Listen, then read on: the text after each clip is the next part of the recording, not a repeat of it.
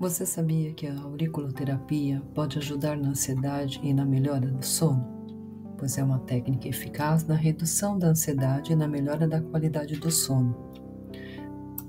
São estímulos realizados em pontos específicos da nossa orelha, atuando sobre o sistema nervoso central e promovendo a libertação de neurotransmissores como a endorfina.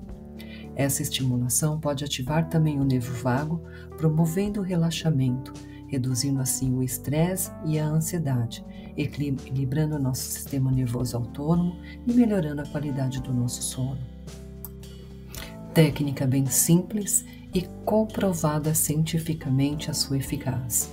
Se esse vídeo fez sentido para você, deixe seus comentários, compartilhe com quem precisa cuidar melhor da sua saúde e se inscreva no canal para que mais conteúdo sobre saúde e bem-estar possa chegar até você.